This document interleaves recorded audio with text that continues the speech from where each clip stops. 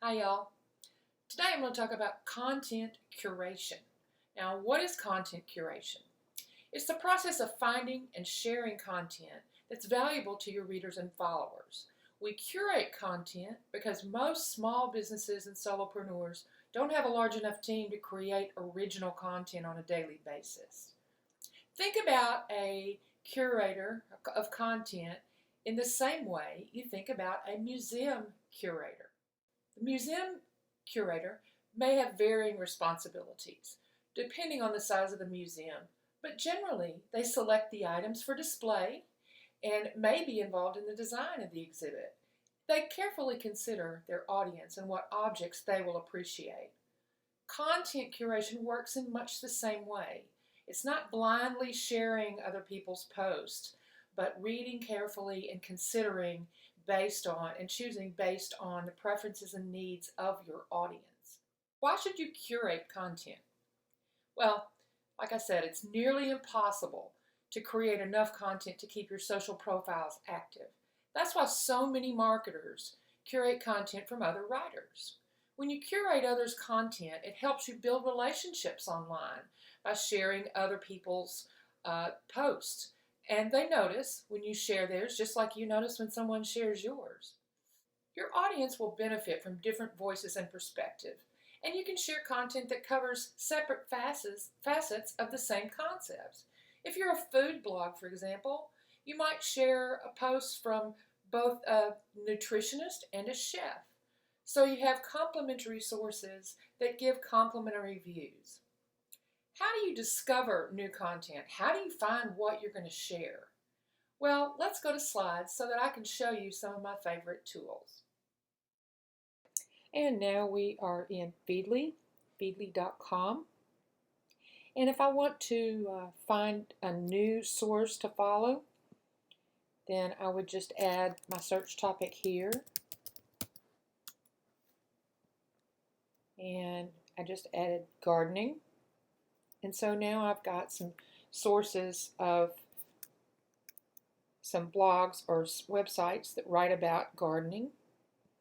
And I can choose these. If I want to follow one, I just click here and follow them. And I can put them in whichever feed I want, or I can just create a new feed. So that's how you add new content. And you can just search on any term you want to. So it's very handy, and it's a great way to find new content.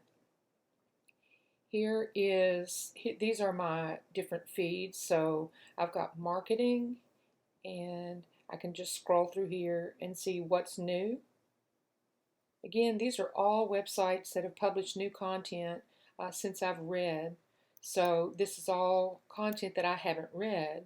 And at the end of the feed, I can just click on mark all as read, and they go away. And so that's how I go through all of my feeds, and I can do that pretty quickly just by skimming the headlines.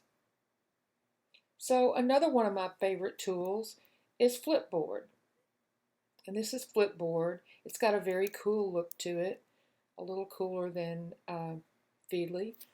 So these are posts that are just curated by Flipboard for me, and just based on the things that I've clicked on.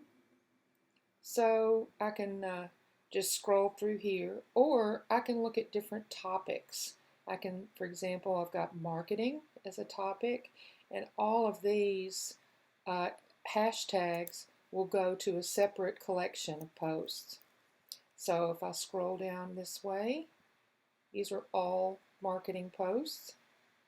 If I want to share one, I can easily share it by just clicking here. I can either flip it into a magazine, which is kind of a collection of posts that you save in Flipboard, or I can share it to Facebook or Twitter.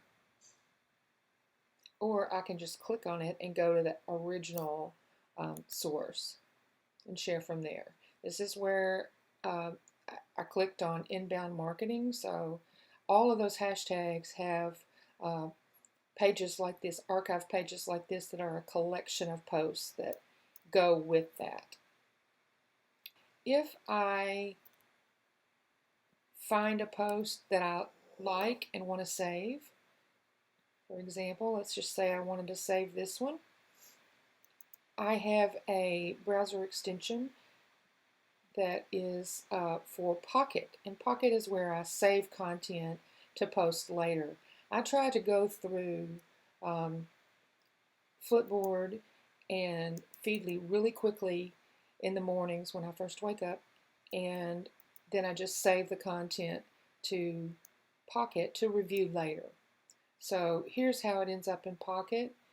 Once you install your browser extension, then all you have to do is click on this little icon and it saves it.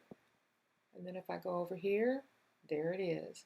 So this is my whole list of everything that I've saved.